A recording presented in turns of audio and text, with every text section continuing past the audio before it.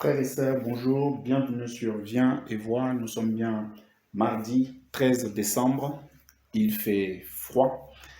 J'espère que tout le monde va bien et que le Seigneur nous accompagne. Merci Seigneur encore pour ce temps que nous voulons passer avec toi. Merci Seigneur pour le souffle de vie. Merci Seigneur Père pour ton nom, ta grâce Seigneur, pour tout ce que tu fais. Tes richesses Seigneur Père sont infinies et nous voulons, Seigneur Papa, passer un temps avec toi dans la parole. Père, conduis-nous, dirige-nous, corrige-nous. Tu es le maître, Yahushua Hamashiach, celui qui vient, celui qui était, et Seigneur, celui que nous attendons tous les disciples. Père, nous te bénissons au nom puissant de Yahushua. Voilà, nous allons échanger sur une pensée que j'ai à cœur, n'est-ce pas, de partager aujourd'hui. C'est dans le livre de Genèse chapitre 4. Genèse 4, c'est une histoire que nous connaissons tous, Abel et Caïn. Donc ces deux frères, nous allons un petit peu voir, comprendre, essayer de comprendre en tous les cas quelque chose, n'est-ce pas, ici, et que le Seigneur nous conduise. Donc on a dit Genèse chapitre 4. Adam connut Cava, sa femme. Elle devint enceinte et enfanta Caïn. Elle dit, j'ai acquis un homme avec Yahweh. Elle enfanta encore Abel, son frère. Elle devint berger de petit bétail et Caïn devint cultivateur du sol. Il arriva au bout de quelque temps que Caïn fit venir des fruits du sol en offrande à Yahweh. Abel lui aussi fit venir des premiers-nés de son troupeau et leur graisse. Yahweh porta son regard sur Abel et sur son offrande, mais il ne porta pas son regard sur Caïn ni sur son offrande, et Caïn fut très fâché et son visage fut abattu. Au verset 6, Yahweh dit à Caïn, pourquoi es-tu fâché et pourquoi ton visage est-il abattu? Si tu agis bien, n'y aura-t-il pas élévation? Si tu agis mal, le péché est couché à la porte et son désir se porte vers toi. Domine sur lui. Domine sur lui. Et on est au verset 8. Caïn parla à Abel son frère. Il arriva que comme ils étaient dans les champs, Caïn s'éleva contre son frère Abel et le tua. Et le tua. Frères et sœurs, nous connaissons déjà l'histoire. Caïn va tuer, n'est-ce pas, Abel qui est son frère. Et vraiment, c'est une histoire qui fait, ça fait très très mal, très très mal. Nous connaissons, nous comprenons, nous avons saisi, mais vraiment la pensée que j'avais ici, c'est les différentes façons de tuer, les armes, n'est-ce pas, que nous avons en tant qu'humains. Ici, Caïn a tué, n'est-ce pas, son frère Abel, c'était avec ses mains, voilà, avec ses mains. Je ne sais pas quel outil il a utilisé, je ne sais pas quel instrument il a utilisé, mais quand nous regardons les Écritures, quand nous passons du temps dans les Écritures, lorsque nous méditons la parole au quotidien, le Seigneur nous enseigne et nous dit, tu ne tueras pas. C'est un ordre que nous avons reçu, n'est-ce pas, de la part du Seigneur. Il a dit, tu ne porteras pas la main, n'est-ce pas, la main, n'est-ce pas, sur ton frère. Donc, il y a, n'est-ce pas, ce acte-là à ne jamais commettre. Donc, de ne pas tuer. Et si nous posons la question aujourd'hui, frères et sœurs, à la plupart des personnes que nous connaissons, que vous connaissez autour de vous, beaucoup vous diront, n'est-ce pas, beaucoup te diront, mais je n'ai jamais tué, parce que c'est tout à fait normal, n'est-ce pas, que de ne pas tuer. C'est dans la pensée du Seigneur, parce que le Seigneur ne nous a pas créés meurtriers. C'est Satan, malheureusement, qui s'est détourné, n'est-ce pas, de cette pensée-là, et qui, lui, a été meurtrier dès le départ. Et nous connaissons cette histoire, mais malheureusement, en regardant bien, nous allons nous rendre compte que beaucoup d'entre nous, beaucoup d'entre vous, beaucoup, n'est-ce pas, dans le monde, sont meurtriers, mais n'utilisent pas, n'est-ce pas, leurs mains. Mais si tu leur poses la question aujourd'hui, on te dit, mais non, mais moi je n'ai jamais tué. Mais alors, avec quel outil, n'est-ce pas, ces hommes du monde, ces frères et sœurs, malheureusement aussi, oui, parce que même dans l'assemblée, même dans l'ecclésia, même, n'est-ce pas, entre frères et sœurs biologiques, entre frères et sœurs en Christ, entre collègues au quotidien, on ne va pas forcément utiliser, n'est-ce pas, les mains pour tuer. Malheureusement, il y a, n'est-ce pas, la langue. Et c'est ici, n'est-ce pas, que le Seigneur vraiment m'interpellait, n'est-ce pas, afin, n'est-ce pas, de nous réveiller. Réveillons-nous, n'est-ce pas? Parce que nous avons une arme, malheureusement, n'est-ce pas? Et en plus, lorsque nous allons voir dans les Écritures, nous allons voir que c'est une arme. La langue est un membre, n'est-ce pas, de notre corps que nous maîtrisons, que nous ne maîtrisons pas, que nous ne pouvons pas dompter. Frères, sœurs, la langue. Donc, je disais, si on pose la question à la plupart d'entre nous, tout le monde va lever la main en disant « je n'ai jamais tué ». Je n'ai jamais tué. Mais voyons, n'est-ce pas, quelque chose, n'est-ce pas, si nous lisons, merci Seigneur, si nous prenons Jérémie 18 là-bas, nous allons voir quelque chose. Merci Père. Jérémie 18, Jérémie 18, merci Seigneur. Il est dit, et ils ont dit, venez, formons un complot contre Yirmeya, car la Torah ne périra pas chez le prêtre, ni le conseil chez le sage, ni la parole chez le prophète. Venez, tuons-le avec la langue et ne soyons pas attentifs à tout, n'est-ce pas, ces discours. Waouh, waouh, waouh.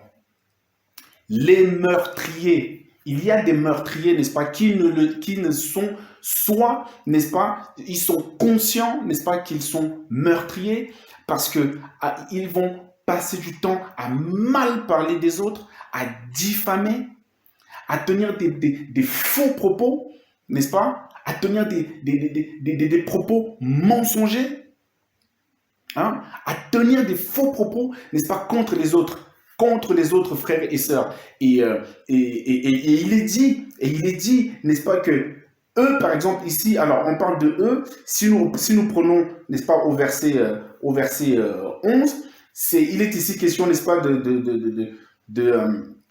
du peuple, n'est-ce pas, des habitants de Jérusalem et de Yehuda. Et le Seigneur envoie Jérémie leur parler. Le Seigneur envoie Jérémie leur parler, n'est-ce pas, de la parole, du retour, n'est-ce pas, à la parole, de leur marche et tout ça.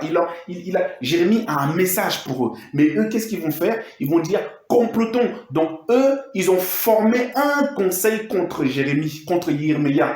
Et il y a des gens comme ça, n'est-ce pas, sur terre. Il y a des gens comme ça que tu vas côtoyer, n'est-ce pas? Ce sont des meurtriers.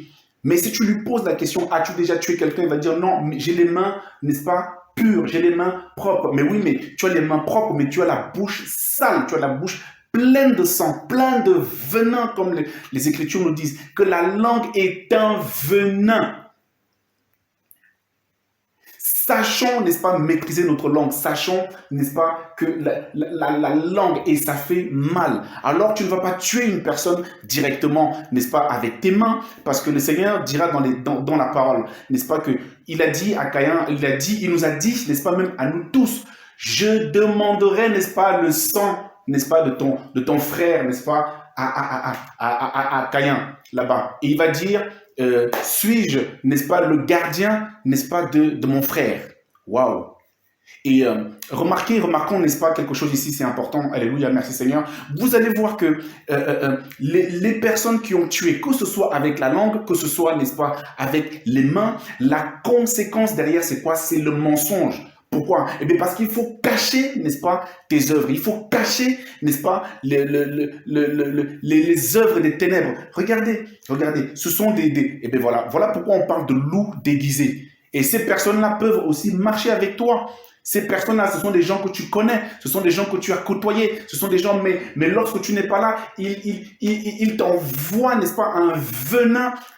Ils disent des bêtises, et ça fait mal, je vous assure. Et ça fait mal. Ça fait mal. Quand vous passez par là, une personne pour qui vous aviez, vous, sincèrement, n'est-ce pas, de l'estime, une personne, n'est-ce pas, de votre famille, hein, et une personne, un frère, une sœur, une personne pour qui tu avais de l'amour sincère, de l'amour fraternel, l'amour, n'est-ce pas, selon les Écritures, selon la parole. Ce collègue, n'est-ce pas, que tu côtoies au quotidien, mais qui, n'est-ce pas, passe son temps, n'est-ce pas, à te critiquer. Les critiques, frères et sœurs, les critiques. Oh, tu as vu ce pasteur, oh, tu as vu ce frère, oh, mais tu as vu les cheveux de la sœur. Nous sommes à l'assemblée. Tu es venu faire quoi à l'assemblée ici? Tu es venu faire quoi? Hein? Tu es venu écouter la parole et tu es venu, n'est-ce pas, faire le conseiller, le conseiller vestimentaire. Tu es venu faire quoi? Oh frères et sœurs, arrêtons, n'est-ce pas, de passer du temps dans les critiques. La langue, n'est-ce pas, est un petit gouvernail que, n'est-ce pas, les Écritures nous disent qu'il est difficile de dompter. C'est compliqué. Qu'est-ce que tu es venu faire? Nous cherchons quoi, frères et sœurs, dans, n'est-ce pas, les assemblées ou les critiques. Les critiques, je vous assure. Waouh, les critiques. Jérémie, si on prend, merci Seigneur, et je disais, allons encore un petit peu là-bas, vous allez voir que après ce acte-là, qu'est-ce que n'est-ce pas, Caïn va faire si nous retournons dans Béréchit 4, 9 là-bas. Yahweh dit à Caïn, mais où est ton frère? Il dit, je ne suis, il va dire, je ne sais pas. Ah, vous voyez, qu'est-ce qui sort de sa bouche? Eh bien, le mensonge. Voilà. La conséquence, n'est-ce pas, après le meurtre que tu commets, après la diffamation, n'est-ce pas, tu n'assumes même pas derrière. Tu n'assumeras pas derrière. Et du coup, tu ne te rends pas compte. Mais les gens qui te connaissent vraiment, n'est-ce pas, savent. Et la personne qui te connaît le mieux, c'est le Seigneur. Et lui, je ne sais pas ce qu'il avait dans la tête, il voulait mentir au Seigneur, le pauvre. Alors que les Écritures nous disent, n'est-ce pas, que le Seigneur sait toutes choses. Donc, cette question, en fait, que le Seigneur lui pose, ici, c'était pour l'emmener, n'est-ce pas, à la responsabilité de l'acte qu'il avait commis. Et lui, il dit, bah, je ne sais pas, pensons mentir au Seigneur. Voilà comment, n'est-ce pas, nous marchons ici. Frère, sœur, tu peux me mentir à moi. Moi, je ne suis qu'un homme. Mais au Seigneur, tu ne pourras jamais mentir. Tu ne pourras jamais mentir au Seigneur. La langue, les critiques, frères, sœurs. Quand est-ce que nous allons, n'est-ce pas, comprenons les choses. Il est temps que nous puissions grandir. Concentrons-nous, merci Seigneur, sur la parole. Concentrons-nous sur le retour. Concentrons-nous sur la sanctification. Battons-nous pour des œuvres sociales. C'est là-bas que le Seigneur nous attend. Frères et sœurs, grandissons. Waouh, grandissons, frères et sœurs. Alléluia, alléluia.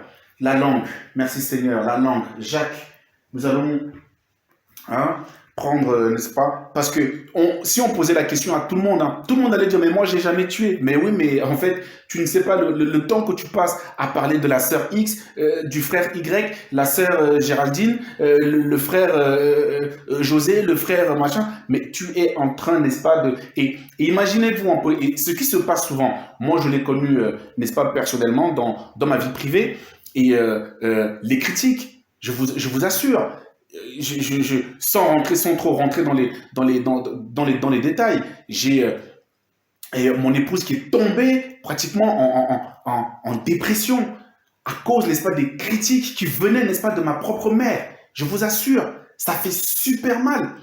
Ça fait super mal. Elle qui avait un amour sincère pour elle, parce qu'elle lui avait présenté, n'est-ce pas, elle s'était présentée à elle comme une mère. Elle s'était présentée à elle comme une mère. Et mon épouse était attachée, n'est-ce pas, à cette parole. Mais quand on assume la vérité, je vous assure que ça fait super mal. Ça fait super mal, frère. Nous l'avons vécu. Et c'est pour ça que je peux vous dire aujourd'hui que la langue,